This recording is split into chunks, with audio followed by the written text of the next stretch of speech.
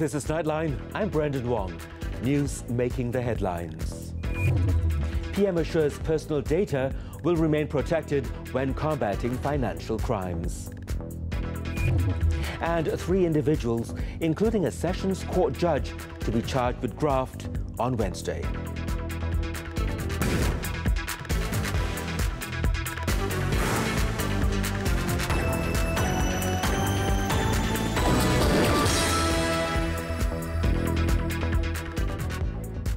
Good morning.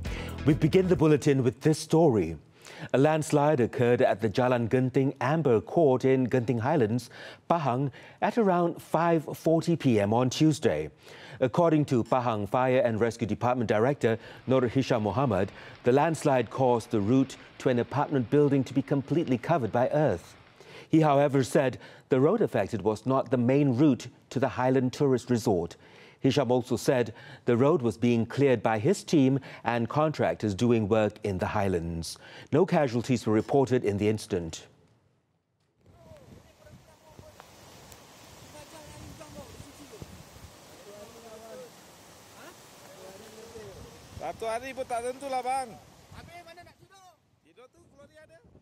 The Prime Minister on Tuesday assured that personal data will remain protected despite the Public-Private Partnership Initiative, PPP, where banks and financial institutions will grant direct assistance to anti-graft and enforcement agencies. Tun Dr. Mahathir Mohamad said law enforcement and financial institutions will adhere to Malaysia's data protection legislation in its efforts to exterminate financial crimes. PPPs promote synergy in anti-money laundering or countering financing of terrorism.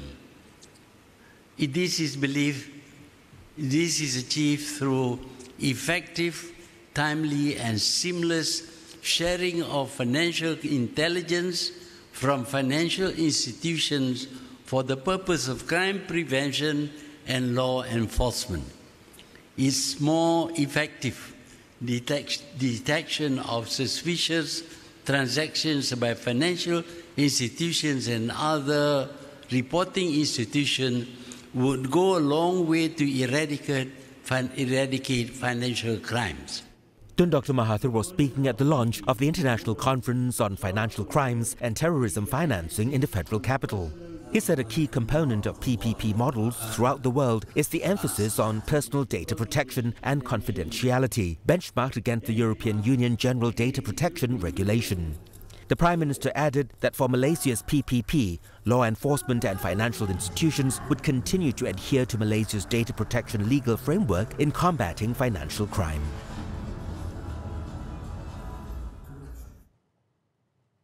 Meanwhile, in her keynote address at the conference, Bank Negara Malaysia Governor Datuk Nur Syamsiah Yunos said BNM is proposing a cash transaction limit, CTL, to help combat money laundering and terrorism financing. Datuk Nur Syamsiah said the concept was new in Malaysia, but many other countries, such as France, Italy and India, had already implemented it. This measure will further mitigate the abuse of cash by addressing the ease of conducting high-value cash transactions. Even with the rise of electronic payments, we cannot wash over the fact that criminals still prefer cash because it is widely accepted, anonymous in nature, and untraceable. For now, no other details have been revealed on how it will be implemented. The CTL is defined as a maximum limit per transaction that can be paid by cash. Any aggregate amount above the limit needs to be paid electronically or by cheque through the banking system. Datuk Nur Syamsiah said the public would be consulted on this proposal later this month by the National Coordination Committee to counter money laundering. The government will allow ride-hailing firms such as Indonesia's Gojek to start motorcycle hailing operations on a limited scale from January next year. Transport Minister Anthony Loke Siew Fook said the ride-hailing firms would be able to run their operations or proof of concept POC for 6 months in Kuala Lumpur to prepare and test their service. At the Dewan Rakyat on Tuesday, the Transport Minister spelt out the conditions set for the Indonesian firm to kick-start its service in the country. Antara syarat yang akan ditetapkan adalah yang pertama, lokasi yang dibenarkan ialah di Lembah Kelang dan kawasan lain boleh dipertimbangkan sekiranya ada permohonan. Yang kedua, pemandu hendaklah mempunyai lesen memandu penuh dan berumur tidak kurang daripada 18 tahun. Yang ketiga, hanya satu penumpang dibenarkan dibawa pada satu-satu masa dan umur penumpang hendaklah tidak kurang daripada 18 tahun juga. Yang keempat, hendaklah menggunakan tanda pakaian dan tanda di motosikal yang jelas. Dan yang kelima, hendaklah mematuhi semua peraturan jalan raya sepenuhnya. He said the cabinet had agreed in November that the intermediary companies would be providing the public service vehicle and bike-hailing services. Locke said the purpose of allowing bike-hailing services was to encourage greater use of public transport. He said the service would be regulated by licensing rules or regulations under the Road Transport Act 1987, the Commercial Vehicle Licensing Board Act and the Land Public Transport Act 2010. Locke said his ministry was in the process of developing a legal framework and bike-hailing service requirements. Meanwhile, speaking to the media at Parliament lobby, Locke admitted that Putrajaya requested a 6-month extension for the Johor Bahru-Singapore Rapid Transit System RTS link, but denied it was an attempt to deliberate on the project. Locke said the extension is needed for discussions and research before amending the agreements that will be signed by both Malaysia and Singapore. Betul, memang kita ada permintaan 6 bulan untuk sebelum kita dapat menandatangani semua perjanjian. Seperti yang kita telah umumkan, kerajaan telah memutuskan untuk meneruskan projek RTS dengan pindaan skop dan juga struktur kepada projek itu. Dan apabila projek itu perlu buat pindaan, perlu ada study. Kita akan melantik konsultan secara bersama. On Monday, Singapore Transport Minister Khaw Boon Wan said in a parliamentary written reply that Putrajaya had asked for the project to be suspended again until April the 30th, 2020, and Malaysia was not yet ready to share the details of its proposed changes to the project. Khaw said the further extension on the suspension period was requested on October the 29th, just 2 days before the new launch. Malaysia Airports Holdings Berhad, MAHB and VGI Airports on Tuesday unveiled the spectacular digital media solutions at KL International Airport, KLIA. With the new installations, KLIA aims to become a true global benchmark for advertising innovation through enhancements of its iconic digital media solutions. Malaysia Airport Senior General Manager for Commercial Services Nazli Aziz says that they are constantly challenging the norm to create a more enhanced ambience for airport guests. He added that communication is key when expanding airport infrastructure into a popular tourist destination and that this was in line with Malaysia Airport's commercial reset strategy. I think a good airport is an airport that communicates to the passengers. So by having this kind of installation, we are able to be focus on our messaging, and it's dynamic enough for us to change and to ensure that the first impression of guests into our airport is a good one. Utilizing the latest technologies, VGI Airport's media installations at KLIA complements the digitalization of airport assets. Its Chief Operating Officer, Jonathan Goldsmith, says that this will enhance awareness and messaging to passengers and also allow advertisers to target the influx of passengers at KLIA.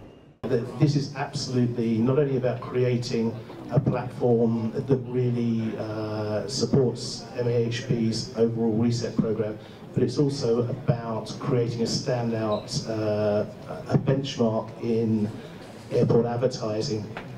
4 large LED screens have been installed targeting arriving international passengers, followed by another stretch of digital screens positioned along the corridor before the immigration hall. These installations mark the third of 6 phases in Malaysia Airport's digital media transformation project across KLIA and KLIA2. All 6 phases are scheduled to be completed by June 2020, with a total investment of up to 35 million ringgit to create one of the world's most comprehensive airport advertising product portfolios. The Women, Family and Community Development Ministry has apologized for the delay in payment of welfare aid, assuring recipients that the financial assistance will be credited into their accounts by November the 10th. Its Minister, Dr. Wan Azizah Wan Ismail, said the delay was due to a technical issue involving the distribution of allocations to agencies under the ministry. Isu teknikal yang melibatkan prosedur bagi menurunkan peruntukan ke agensi-agensi because I think there was some technicality that is not going to go down. Dia lulus tapi nak masuk dalam the account tu belum lagi. So that's why dia nak masuk, kalau dia push they cannot get. So it's going to come insyaAllah by the 10th of this month. Dr. Wan Azizah was speaking to the media after delivering a keynote address at the Malaysia's Halal Inclusion Roundtable and Masterclass in Putrajaya on Tuesday. In a statement on Friday, Social Welfare Director Zulkifli Ismail said the late payment this month was due to technical problems. More than 484,000 recipients were affected by it. The Datuk Sri Muhammad Najib Tun Razak 1MDB trial. The joint venture between One Malaysia Development Berhad and Petro Saudi International Limited PSI, which was set up in 2009 with more than a $1 billion capital injection, was a failure. In making the statement, former 1MDB CEO Datuk Shahrul Azral Ibrahim Halmi added that 1MDB had injected $1 billion while PSI pumped in only $108 million for their respective stakes in the agreement. The Kuala Lumpur High Court was told on Tuesday that in the joint venture agreement, which was signed on September the 28th, 2009, 1MDB ended up pumping in $1 billion for a 40% stake in the company, while the Petro Saudi Holdings Cayman, a company which was purportedly a subsidiary of PSI, injected its so-called assets worth $108 million for a 60% stake. To another question, Datuk Shahrul disagreed that he was part of a conspiracy to put Datuk Sri Najib in a compromised position.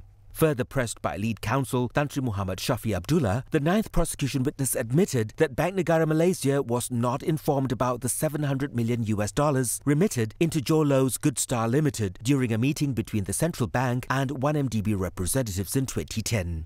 Datuk Shahrul said at that time, 1MDB was still under the impression that Good Star was part of PSI. The hearing before Justice Colin Lawrence Sequeira continues on Wednesday. The Malaysian Anti-Corruption Commission, MACC, on Tuesday revealed that 5 countries are assisting the anti-graft body to track down unidentified assets and properties related to One Malaysia Development Berhad, 1MDB, with an estimated value of 18.9 billion ringgit. MACC Chief Commissioner Latifa Koya said her team was working together with those countries through the recently formalized National Financial Crime Centre (NFCC) to investigate and locate the whereabouts of the assets. She pointed out that it was not a one-off transaction but multiple transactions. However, she said the endeavour would take some time to bear fruit as the Commission had to identify the assets first. It was reported that the United States Department of Justice issued a statement that according to the civil forfeiture complaints from 2009 through 2015, more than $4.5 billion in funds belonging to 1MDB were allegedly misappropriated by high-level officials of 1MDB and their associates, including Lau Tek Jo, who is also known as Jolo, through a criminal conspiracy involving international money laundering and bribery. The Malaysian Anti-Corruption Commission, MACC, is set to haul a serving judge to court in Selangor on Wednesday on criminal charges. The judge would be charged together with a deputy public prosecutor and a lawyer at the Special Corruption Court in Shah Alam. In a brief statement Tuesday, the MACC said it had obtained the green light from the Attorney General's chambers to charge them under the MACC Act 2009. The case is believed to be linked to a series of arrests which included 6 policemen by the MACC in July for alleged bribery.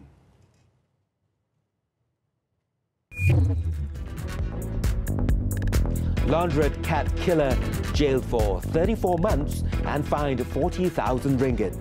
This and more home stories when we return.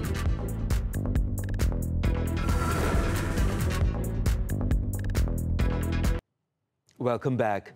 A contract worker who was seen on a viral video killing a cat by placing the animal in a dryer at a self-service laundrette has been sentenced to 34 months jail and fined 40,000 ringgit by Selayang Sessions Court on Tuesday for his cruelty. Judge Roshiha Ghazali handed down the sentence to K. Ganesh, aged 42, after finding him guilty of doing an act that caused unnecessary pain and suffering to the cat. In her judgment, Roshiha said the prosecution had succeeded in establishing the case beyond any reasonable doubt. She added the sentence should serve as a lesson to the accused and to society at large not to be cruel to animals. Roshiha ordered the jail term to run immediately and another 4 months jail if he failed to pay the fine. The court, however, allowed a stay of execution of the sentence following an application by Ganesh lawyer S. Mutaviran to appeal to the High Court, but increased Ganesh bail from 12,000 ringgit to 20,000 ringgit. Last January 17, taxi driver A. Mohan Raj, 42, who also appeared in the video, was sentenced to 2 years jail for a similar offence after he changed his not guilty plea to guilty. While another friend of Mohan Raj, as Satya, 27, was given a discharge without an acquittal for the same offence. This is the first time an individual has been prosecuted under the Animal Welfare Act 2015 since it came into being in July 2017. More than 300 individuals have been arrested on suspicion of smuggling cigarettes, liquor, forest products and wildlife estimated to be worth 170 million ringgit from January to October. According to Bukit Aman State Home Security Department and Public Order Deputy Director Datuk Zainal Abidin Kasim, the number of seizures by the Marine Police Force had increased to more than 130% compared to last year. 170 million values of rampasan dan yang dibuat oleh Kuat Marine. Satu kejayaan terbesar. Ini sehingga saya boleh bagi tahu Oktober je lah. Kalau masuk November dah jadi lebih. Kita ada 2 bulan lagi, kita ada cuba nak mencapai banyakkan rampasan lagi. Yang kontraben yang transnational, yang selundupan dan sebagainya tadi. Dr. Zainal said this to reporters after opening the Regional Maritime Security Operations Workshop MASO 2019 on Tuesday. He further explained that about 42 million ringgit of the total value of the confiscated goods was contraband cigarettes. In addition to that, he also said the Marine Police will enhance operations, intelligence and security controls in the country's waters to control cigarette smuggling, as the country faces losses of about 5 billion ringgit. In Terengganu, a 21-year-old college student pleaded not guilty at the Kuala Terengganu Sessions Court to a charge of sexually abusing a 7-year-old girl. Muhammad Khairin Safwan Khairul Azman allegedly committed the offence at a house in Kampung Losong on January the 25th. Under the Sexual Offences Against Children Act, he faces a maximum jail term of 20 years and whipping upon conviction. The judge set bail at 10,000 ringgit with 1 surety and set December 26 for remention. In Kelantan, a 15-year-old student who was allegedly involved in drug distribution activities for the past 4 weeks was nabbed by police during an anti-drug swoop in Tumpat Monday. Authorities who revealed this Tuesday said the boy's 3 brothers aged 24, 21 and 20 were also arrested in the raid at a house in Pasir Pekan at about 4 a.m. Some 7,800 pills, believed to be Yaba pills, worth about 100,000 ringgit were also seized at the scene. The 4 suspects have been remanded for 7 days since Monday to facilitate police investigations under the Dangerous Drugs Act. Over in Pulau Pinang, a 27-year-old man had a frightful night when 3 men, believed to be Chinese nationals, broke into his house and threatened to kill him if he didn't transfer money to them online. The attempt by the suspects, however, failed and they quickly fled the scene, but not before leaving behind what was suspected to be improvised explosive devices, IED, at the victim's house. A bomb squad was later called in to dispose the devices. Police are now hunting for the 3 suspects.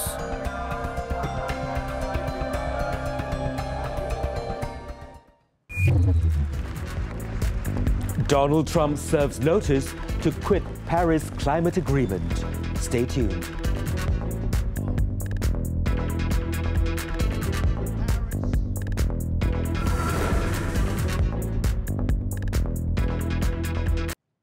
We begin our foreign segment in the United States, where the Trump administration has formally notified the United Nations that it will withdraw the United States from the 2015 Paris Climate Agreement on climate change, leaving global climate diplomats to plot a way forward without the cooperation of the world's largest economy. The action, which came on the first day possible under the Accord's complex rules on withdrawal, begins a year-long countdown to the United States' exit and a concerted effort to preserve the Paris Agreement, under which nearly 200 nations have pledged to cut greenhouse emissions and to help poor countries cope with the worst effects of an already warming planet. U.S. Secretary of State Mike Pompeo announced the notification on Twitter and issued a statement saying the accord will impose intolerable burdens on the American economy. The U.S., one of the world's biggest sources of greenhouse gas emissions, would become the only country to leave the pact, a decision Trump promised would boost U.S. oil, gas and coal industries.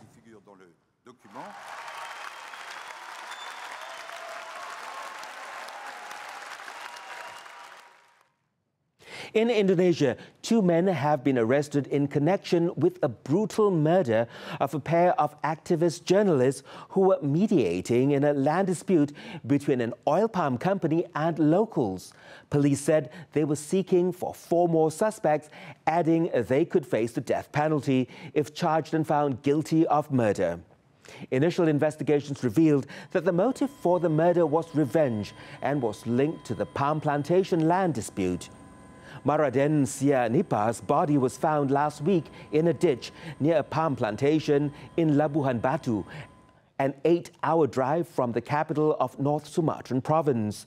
Police found the remains of his colleague Maratua Siriga in the same area a day later. Both had been stabbed multiple times.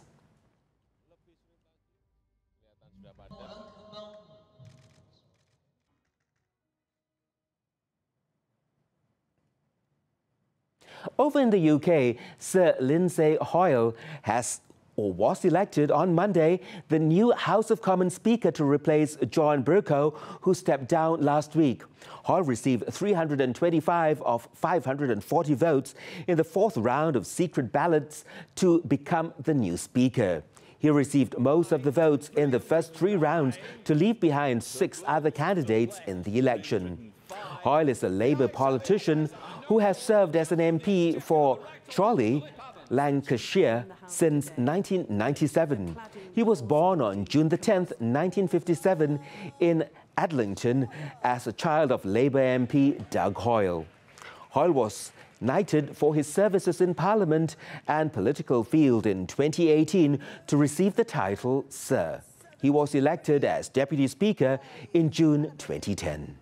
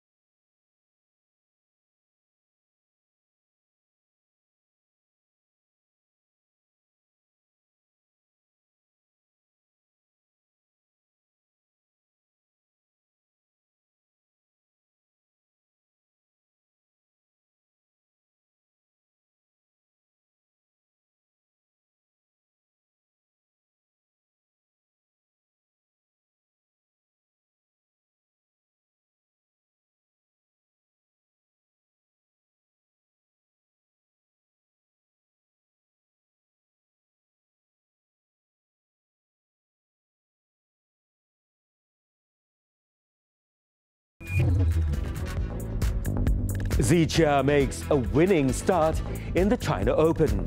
Stay tuned.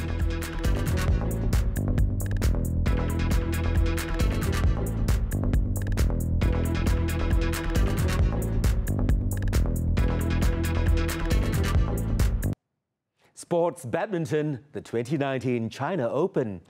National shuttler Li Zijia set up a second-round clash with world #1 Kento Momota after beating Singapore's Loh Ken Yew in the first-round clash on Tuesday. Lee had come back from a set down as he lost the first set 19-21 before winning the second set 21-18. The 21-year-old then put on a dominant display in the rubber set, dispatching Loh 21-12 to seal his place in the next round. He will face Kento Momota, who earlier overcame another Malaysian shuttler, Liu Darren. Meanwhile, in the mixed doubles, Tan Kian Ming and Lai Pei Jing booked their place in the next round after beating Li Yang, Yang Chin Tung from Taiwan. The national pair displayed a convincing display as they blew away their opponent 21-10, 21-16. They will face either Thailand's Dechapol Puavaranukroh Sapsiri Te Ratanachai or Taiwan's Lee Jae-hui Shuya Ching. And that sports item wraps up Nightline.